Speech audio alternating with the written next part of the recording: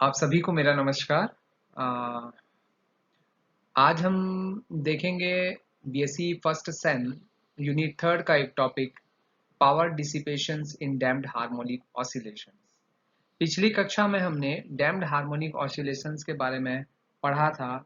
यहाँ हम उसके पावर डिसिपेशन की बात करेंगे कि उसका पावर डिसिपेशन यानी कि शक्ति क्षय जो होता है वो कितना होता है, कैसा होता है, और उसके डेरिवेशंस पर हम चर्चा करेंगे। तो चलिए देखते हैं। डैम्प्ड ऑसिलेशन, सबसे पहले power dissipation in damped harmonic oscillations को जानने से पहले हमने एक बात मैं याद दिला दूं कि power dissipation, it's okay, that means the energy with respect to time, या हम कह सकते हैं कि डीई बाई डी टी को हम पावर डिसिपेशन कहेंगे कि समय के साथ ऊर्जा में कितनी कमी आ रही है।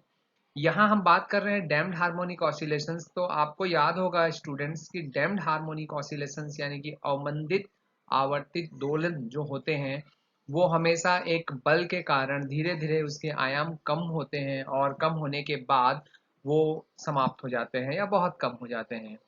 प्रकृति में जो ऑसिलेशंस हमको देखने को मिलते हैं वो डैम्प्ड हार्मोनिक ऑसिलेशंस ही होते हैं या अवमंदित आवर्ती दोलन ही होते हैं। यहाँ हम उस अवमंदित आवर्ती दोलन के शक्ति में जो क्षय होता है या उसकी एनर्जी में जो लॉस होता है उसके बारे में हम चर्चा करेंगे। ठीक है, तो सबसे पहले आपने पढ़ा है कि अवमंदन दोलन जो होते हैं, चाहे वो एयर के हों चाहे वो कुछ भी हों, फ्रिक्शंस के हों, कोई भी जो अवमंदन बल होते हैं वो बल हमेशा अवमंदित जो दोलन होते हैं उनको धीरे धीरे क्या करते हैं, कम करते जाते हैं, है ना। So we know in damped oscillations, energy of the particle is reciprocal to the damping force. यानी कि अगर डैम्पिंग फोर्स को हम बढ़ाएंगे तो धीरे धीरे पार्टिकल की जो एनर्जी होती है वो क्या होती जाती है, डिक्रीज होती जाती है। ये हम पहले से जानते हैं। इसका मतलब क्या हुआ, डैम्पिंग फोर्स के कारण या अवमंदित बल के कारण जो एनर्जी होती है वो क्या होती जाएगी, कम। तो दोलन के आयाम क्या होते जाएंगे, कम होते जाएंगे। ये हमने पढ़ा पढ़ा है ना।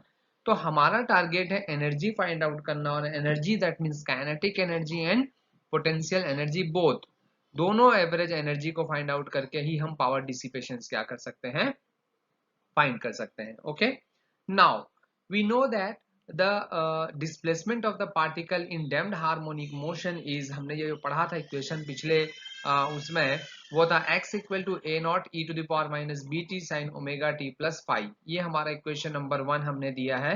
ये इक्वेशन जो है डिस्प्लेसमेंट इक्वेशन है, जो कि डैम्प्ड हार्मोनिक मोशन का, जो हमने पिछली क्लास में जब हमने डैम्प्ड हार्मोनिक ऑसिलेशंस पढ़ा था तब हमने इसे देखा था। तो इस डिस्प्लेसमेंट से हम वेलोसिटी इजीली फाइंड आउट कर सकते हैं।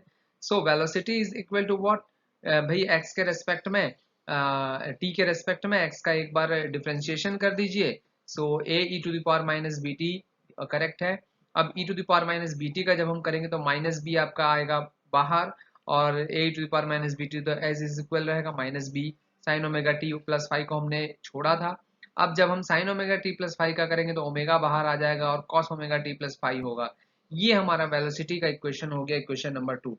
अब सोचने वाली बात है कि हमारे पास वेलोसिटी है, ठीक है, हमारे पास वेलोसिटी है, तो यदि हम पार्टिकल के मास को m एज्यूम करें तो काइनेटिक एनर्जी तो वेलोसिटी पे डिपेंड करती है। तो इजीली हम काइनेटिक एनर्जी को फाइंड आउट कर सकते हैं। देखिए मैंने यहाँ दिखाया है कि kinetic energy equal to half m b square, v here dx by dt, this is in equation number 2, m is the mass of the particle, here dx by dt that means a naught e to the power minus bt। पूरा जो equation ये लिखा हुआ equation number 2 उसका हमने क्या किया है, स्क्वायर किया है। आप देख सकते हैं ये स्क्वायर होगा। सो जब स्क्वायर होगा तो m तो बाहर ही है, a नॉट स्क्वायर होगा e to the power minus bt का स्क्वायर माइनस 2bt हो गया। ये होगा b square sine square omega t plus omega square cos square omega t plus 2ab, that means minus 2b omega sine, यानी कि a plus b का whole square कहिए या a माइनस b का होल स्क्वायर कीजिए, वो हमने यहाँ पर सब्स्टिट्यूट किया है। ओके, माइनस इसलिए आया क्योंकि b में माइनस है। नेक्स्ट वन, ये जो हमारा इक्वेशन आया वो था काइनेटिक एनर्जी का। अब हम चलते हैं पोटेंशियल एनर्जी के पास। सो पोटेंशियल एनर्जी को हम डिफाइन करते हैं क्योंकि हमको मालूम है 0 टू x तक ले जाने में जो वर्क होगा वो पोटेंशियल एनर्जी होगा। तो पोटेंशियल एनर्जी जब हम निकालेंगे तो m omega square x d x find out करेंगे, जो कि 0 to x आपका होगा। ये तो आपने पहले भी पढ़ा है, पोटेंशियल एनर्जी के लिए जो फॉर्मूला होता है ना, ये हम देख सकते हैं एम ओमेगा स्क्वायर एक्स या एम ओमेगा स्क्वायर आर, जो भी कहें हम। अब हम जहां से जहां तक ले जा रहे हैं, अगर आर तक ले जा रहे हैं, एक्स तक ले जा रहे हैं, तो एक्स के फॉर्म में है तो एक्स तक हम ले गए हैं। आफ्टर डिफरेंशिएशन एक्स का जो होगा इंटीग्रेशन, हमको मिलेगा एक्स स्क्वायर बाय 2, करेक्ट है। तो ये एक्स स्क्वायर बाय 2 मिला। तो half m omega square x की वैल्यू हमने इक्वेशन नंबर 1 में कुछ रखी हुई है, देखिए ये इक्वेशन नंबर 1 में एक्स की वैल्यू है। सो एक्स की वैल्यू हमने इक्वेशन नंबर 1 से ली, तो स्क्वायर है, तो इक्वेशन नंबर 1 का स्क्वायर किया, जिससे हमें जो वैल्यू मिली वो A naught square e to the power minus 2 b t sine square omega t. ये हमारी पोटेंशियल एनर्जी का इक्वेशन आ गया number 4। Now the total energy, so average total energy, that means average of kinetic energy. First we have to find the average. ये तो kinetic energy था ना, हमें क्या फाइंड आउट करना होगा? हमें तो काइनेटिक एनर्जी नहीं भाई, हमें काइनेटिक एनर्जी का एवरेज फाइंड आउट करना होगा। और पोटेंशियल एनर्जी नहीं चाहिए हमें, पोटेंशियल एनर्जी का average. Average that means in one rotation की बात करें या वन टाइम पीरियड की बात करें, हम पूरा एवरेज निकालेंगे। Okay, so now the average kinetic energy हमारी जो थी वो हमने फिर से यहाँ पर लिख दी है, ये एवरेज काइनेटिक एनर्जी थी, सॉरी निकालने के लिए काइनेटिक एनर्जी जो थी। अब हम एवरेज काइनेटिक एनर्जी देखिए हमने फाइंड आउट की है, half m a naught square e to the power minus 2 b t. इसके बाद मैंने लिखा है, ध्यान दीजिएगा, बी स्क्वायर लिखा है और ओमेगा स्क्वायर लिखा है और दोनों के नीचे 2 लगा दिया है। बाकी सभी चीजें जो है इसमें वो क्या हो गई हैं, हट गई। अब कहाँ से हटी, क्यों हटी, यहाँ मैंने इसका रीजन भी लिखा है। Since average value of sine square omega t plus five, average value of sine omega square T plus five and cos square omega t plus five की जो एवरेज वैल्यू होती है वो हाफ होती है। Actual sign square omega t plus five की ले तो वही कितनी हो जाती है हमारी, हाफ हो जाती है। तो कॉस स्क्वायर की भी हम जब निकालेंगे तो वो भी कितनी होगी हमारी, हाफ होगी। क्यों, हाफ और हाफ का जब हम क्या करेंगे, प्लस करके बाय 2 करेंगे तो हाफ ही हमें मिलेगा, 1/4/2 है ना, इसलिए ये वैल्यू हाफ हो गई, ये और ये दोनों वैल्यू। तो इसीलिए हमने b square plus omega square के नीचे क्या लिख दिया है, 2 लिख दिया है, जो कि हाफ को शो करता है। And the average value of sine omega T, जो कि हमको मालूम है कि इसकी वैल्यू और क्योंकि स्क्वायर नहीं है ना ये, तो स्क्वायर नहीं है इसलिए इसकी वैल्यू अगर हम एक साइन की पॉजिटिव आएगी तो कॉस की कितनी आएगी, निगेटिव आएगी, जिससे हम दोनों का सम करेंगे, हाफ करेंगे तो वो 0 आ जाएगा। तो वन पूरे एक साइकिल के लिए लिया है, देखिए 1 टाइम पीरियड यहाँ पर इंडिकेट किया गया है, 1 time period. Okay, so we have a average kinetic energy. Question number 5 में देखिए थोड़ा सा और वेरिएशन, बी की वैल्यू जो होती है, जो हम रिलैक्सेशन टाइम में यूज करते हैं, वो बहुत कम होती है ओमेगा से, दैट मीन्स एंगुलर वेलोसिटी से। सो हमने बी को यहाँ पर निग्लिजिबल किया है इस इक्वेशन में, है ना, बी को यहाँ से हमने हटा दिया है। बी को हटाने के बाद हमारे पास जो वैल्यू आई है वो आपकी इक्वेशन नंबर 5 में शो हो रही है, that is the average kinetic energy, यानी कि औसत गतिज ऊर्जा। नाउ एवरेज पोटेंशियल एनर्जी, तो मैंने पोटेंशियल एनर्जी का फॉर्मूला पहले यहाँ पर लिख दिया है। आपको मालूम है कि sign square omega t plus five की एवरेज वैल्यू हाफ होती है, तो हमने वो हाफ ले लिया, जिससे ये हाफ और ये हाफ मिलके 1/4 हो गया, और हमारे पास जो वैल्यू आई पोटेंशियल एनर्जी की वो इक्वेशन नंबर 6 में आपको शो हो रही है, जो लगभग मिलती जुलती है किससे, इक्वेशन नंबर आपके 5th से। ठीक है, आगे बढ़े। एवरेज टोटल एनर्जी निकालेंगे तो काइनेटिक एनर्जी और पोटेंशियल एनर्जी दोनों का सम, दोनों इक्वल है, 1/4 1/4 1/2 होगा, है ना। अब बात आती है यहाँ पर, ये जो हमने चेंज किया, ये इक्वेशन तक तो आपको समझ में आ गया होगा। हमने लास्ट टाइम पढ़ा था श्रांति काल के बारे में, रिलैक्सेशन टाइम, जिसको हम दर्शाते थे किससे, टाउ, और टाउ की वैल्यू हमने यहाँ पर जो लिखी थी, जो टाउ होता था उसकी वैल्यू होती थी 1/2b के फॉर्म में ली थी। आपको याद होगा 2b जो था वो एक कांस्टेंट हुआ करता था, जिसको हमने पिछले क्लास में पढ़ा था, डैम्ड कांस्टेंट के फॉर्म में 1 अपॉन कितना होता था, इसकी वैल्यू जो होती थी वो 2b, टाउ की वैल्यू, ये टाउ की वैल्यू होती है 1/2b।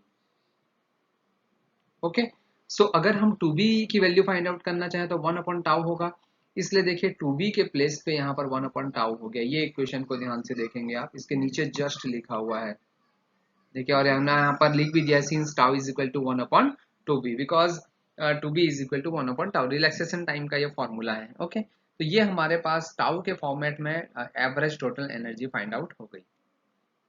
तो एवरेज टोटल एनर्जी को हम इक्वेशन नंबर 7 के हिसाब से भी लिख सकते हैं, थोड़ा ध्यान से देखिए। कि हमने जितने भी कांस्टेंट थे इन पूरे कांस्टेंट को ई नॉट ले लिया, ये पूरे कांस्टेंट है हमारे भाई, इन पूरे कांस्टेंट को हमने क्या ले लिया, ई नॉट ले लिया, और एवरेज काइनेटिक एनर्जी को हमने शो किया है ई बार से। So e bar equal to e not e to the power minus two b t, that means only e to the power minus 2 bt, that means only e to the power minus t by tau। ये e to the power minus 2 bt आपका जो लिखा है वो t by tau ही है ना। Equation number 7 हमने लिखा है।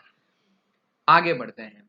अब इक्वेशन नंबर 7 से क्लियर है कि एवरेज एनर्जी डिक्रीज हो रही है, दिख रही है भाई, क्योंकि माइनस में है e टू द पावर, और एक्सपोनेंशियल यानी कि चर घातांकीय रूप में वो डिक्रीज हो रही है। This losses of the energy generally, जब एनर्जी हमको मालूम है कि ऊर्जा संरक्षण का नियम कहता है कि एनर्जी अगर कहीं लॉस हो रही तो कहीं ना कहीं तो वो मिल रही होगी। So this losses of energy generally appears in the form of a heat energy of the oscillation system। जो ऑसिलेटरी सिस्टम होता है उसमें हीट के फॉर्म में ये एनर्जी क्या होती है, रिलीज होती है।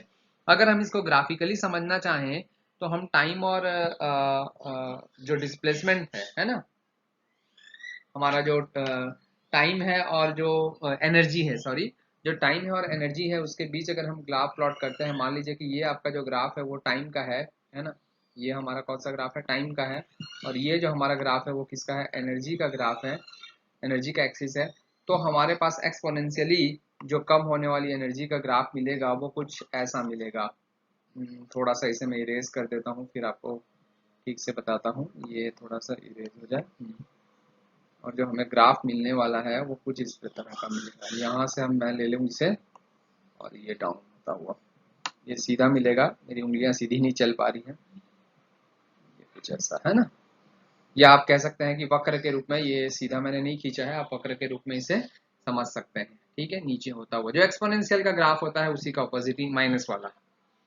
ठीक है, नाउ एक चीज और इसमें हम देख सकते हैं कि रिलैक्सेशन टाइम को इसी के बेस पे हम कैसे डिफाइन कर सकते हैं। इक्वेशन नंबर 7 को आप थोड़ा सा ध्यान रखेंगे, एक बार फिर से फ्लैशबैक में हम जाएंगे। रिलैक्सेशन टाइम देखिए दोनों यहाँ पर दिए, दो रूप में हमने रिलैक्सेशन टाइम लिया है। पहला रिलैक्सेशन टाइम आपको दिख रहा होगा if t is equal to tau, जो कि हमने यहाँ पर लिया है एम्पलीट्यूड के फॉर्म में। एम्पलीट्यूड का फॉर्मूला है A equal to A not e to the power minus b t. So b की वैल्यू अगर हम निकालना चाहें तो टाउ इक्वल टू 1/2 बी था, तो बी इक्वल टू 1/2 टाउ होगा, तो 2 टाउ हमने लिख दिया। यानी कि अगर टी के प्लेस पे टाउ लिखें तो टाउ और टाउ कैंसिल होगा, जिससे हमारे पास कितना आ जाएगा, हाफ आ जाएगा, है ना। e to the power minus 1/2 की वैल्यू जब हम निकालेंगे तो हमारे पास मिलती है 0.6065 ये value. That means the relaxation time is what, so relaxation time in DSHO, that means damped simple harmonic oscillator, is that time at which its amplitude decreased to 0.6065 times of its initial value। मतलब हम ऐसे time को कह सकते हैं जिसमें उसका आयाम जो है वो 0.6065 गुना क्या होता है, कम हो जाता है उसके प्रारंभिक मान से, या उसका उतना गुना हो जाता है। तो क्योंकि पॉइंट लगा हुआ है तो डेफिनेटली उसका कम होने की बात नहीं है, सिर्फ गुना ही आप बोलेंगे तो भी चलेगा। लेकिन अगर हम एनर्जी के फॉर्म में बात करना चाहें तो एनर्जी के फॉर्म में अगर इक्वेशन की बात कर रहे हैं तो एनर्जी के फॉर्म में जो इक्वेशन होगा वो हमारा इक्वेशन नंबर 7 था। अभी मैंने कहा था कि आप फ्लैशबैक में जाके एक बार और देख लेंगे कि e bar equal to e not e to the power minus 2 b t था। अगर यहाँ 2b की वैल्यू टाउ रखें तो टाउ, अब टाउ इक्वल टू टी अगर हम रखते हैं तो ई टू द पावर माइनस 1 आएगा, जो कि 0.37 जिसकी वैल्यू होती है आपको सीधी लिखनी है। आप जानते हैं की वैल्यू 2.71 के नियर होती है, 1/2.71 को जब आप सॉल्व करेंगे तो 0.37 के नियर आ जाएगा। So the relaxation time in DSHO is that time at which its total energy reduced to 0.37 times its initial value। इसका मतलब क्या हुआ, शांति काल वह समय है जिसमें उसकी कुल ऊर्जा जो होती है, कण की कुल ऊर्जा जो होती है वो उसकी प्रारंभिक ऊर्जा की 0.37 गुना रह जाती है। तो ये था रिलैक्सेशन टाइम, और को दोनों रूपों में हमने यहाँ पर डिफाइन किया, एक एम्पलीट्यूड के फॉर्म में भी डिफाइन किया और दूसरा हमने एनर्जी के फॉर्म में भी डिफाइन किया। पावर डिसिपेशन भी एक इंपॉर्टेंट टॉपिक है, अलग से भी पूछा जाता है। अगर डैम्प्ड हार्मोनिक ऑसिलेशन का क्वेश्चन आपके में बड़ा आता है, लॉन्ग क्वेश्चंस में आता है फॉर 10 मार्क्स, फॉर 50 जो बड़े लॉन्ग क्वेश्चंस होते हैं उसमें यदि वो आता है तो उस कंडीशन में आपको ये भी उसमें इंक्लूड करना होगा, ये वो अलग से देगा ही कि शक्ति 6 के लिए भी आपको बताना होगा। तो आज के लिए इतना ही। आई थिंक आप लोगों को ये डेरिवेशन समझ में आया होगा। Thank you very much.